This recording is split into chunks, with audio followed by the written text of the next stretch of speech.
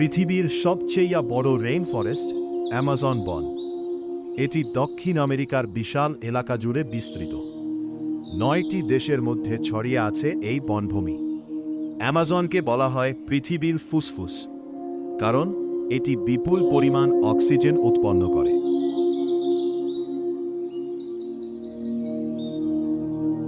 এখানে রয়েছে লাখ লাখ প্রজাতির গাছপালা এবং অসংখ্য বন্য প্রাণীর আবাসস্থল।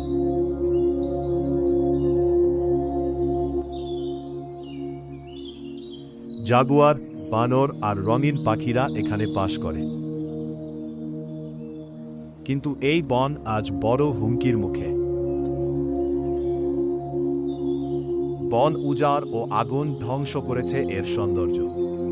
জলবায়ু পরিবর্তনও বাড়াচ্ছে বিপদ। অ্যামাজন বাঁচান, পৃথিবী বাঁচান।